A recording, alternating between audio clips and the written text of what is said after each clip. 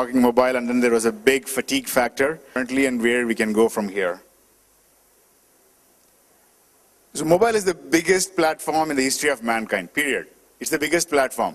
You know, no platform, no gadget, nothing has reached this far, this deep, this wide, this quick. A company for the future, you should focus on smartphone. I think talking about feature phone, talking about basic phones is kind of irrelevant. Because if you talk about just the smartphone, you're talking about 5 billion units worldwide over the next 5 years. 5 billion plus. So I think this focus on long tail is, in my mind, irrelevant. So the focus should be around smartphones. And this is another important thing as well. The smartphone that you carry currently has processing power that's just unimaginable, and most of the PCs didn't have, even as late as like 10 years ago. And today, smartphones have outshipped PCs and laptops 2x, and then it's diverging very, very quickly. And whereas the PCs and laptops are falling, so which means the computing platform for the future is really your smartphone. And in India, it's even more relevant.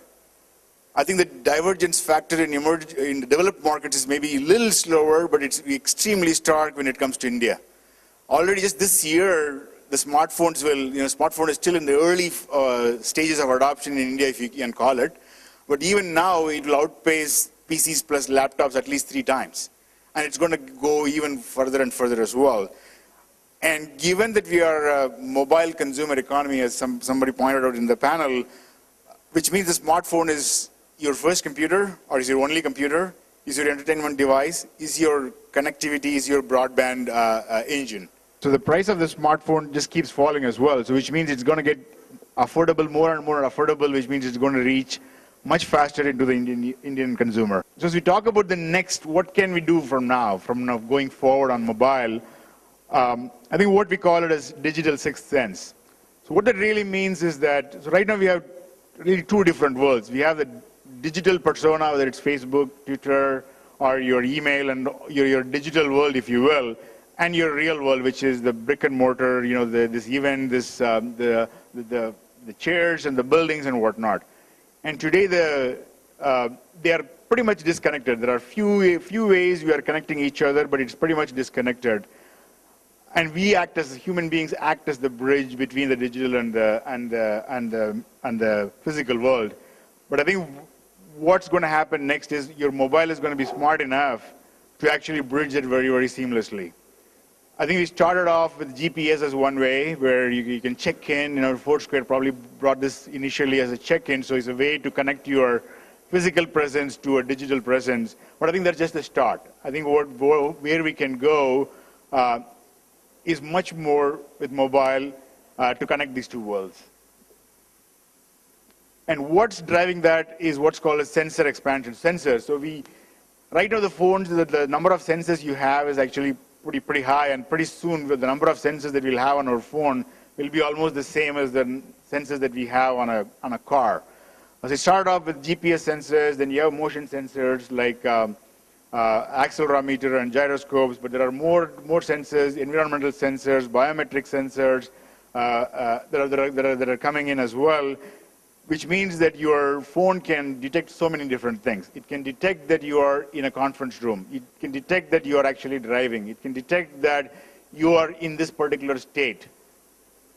And with that, you can actually connect the digital world and the physical world much, much, much better. So one aspect to that is what's called as augmented reality. It's basically augmenting what we have, or what we see, or where we are with the digital world. So let's look at this example. So this is an example of somebody walking into a room. It may be your home and whatnot, and then you see a TV program, and then right now you view it through your phone, and suddenly you enhance what you're seeing with a bunch of different things. So you're seeing a TV program. It can find out what other friends of yours are watching the same program. Maybe you want to make a decision to save this in the cloud so that you can watch it later, or you can watch it in a different place. It looks at the temperature, it can monitor the temperature, it can talk to your AC there and knows that, okay, the temperature is 68 degrees, and it knows from the digital world that it's actually 71 degrees outside, so you can make changes right there.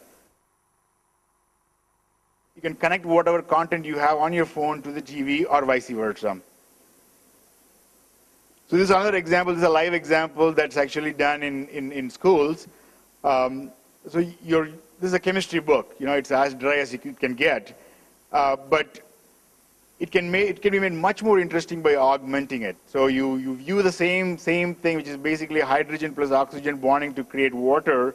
If you can view it through a mobile in an augmented reality spectrum, you can not only make this come alive, but you can also interact with it as well. You can make this connection, you can rotate this thing, and then you can interact with it, so the learning capability gets much more enhanced with augmented reality. So I think Chetan talked about it, about these connected things, I think about the cards.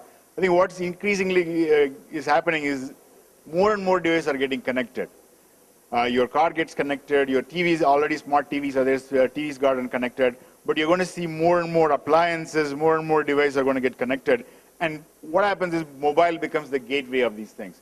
So it's not just connecting to the internet for internet directly or through some mechanism which is not accessible, but it's always going to be through your mobile. So your mobile, it's much easier to understand that your car is actually low on gas, or it needs so-and-so service on your mobile than anywhere else. 1 minute left. Sure. I think the extension of that which is much more interesting, is that connected places. So right now, if you want to see a monument or a historical place or a library or a building, it's really the only way you can access information is to go to a website and look at this thing. There is no dynamic information there. There is no context there at all.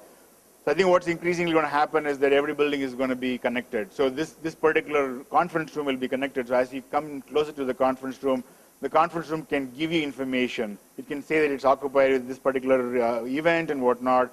It can give you more information about a historical place without going to a website and whatnot. As you get closer to an area, you can get enriched information directly from the place itself. So because of that, what we are seeing, what you're going to see happen is that the mobile is going to transform a lot of the adjacent industries. Whether it is health, we are seeing telehealth, 45% reduction in mortality if you're engaged in telehealth very actively. So we are seeing mobile driving health, and then we are seeing mobile driving education, especially in emerging markets. A tablet or a mobile-based education is where the education is going to go. And then we heard VSS talk about money or payments being driven through mobile. So what we are seeing is that as we paint the picture of mobile is not a standalone for making calls or for making sending SMS or even for just accessing information for yourself. What mobile is going to do is it's going to just transform every industry out there because of its connectedness, because of its connectivity, because of the computation power and whatnot. That's all I have.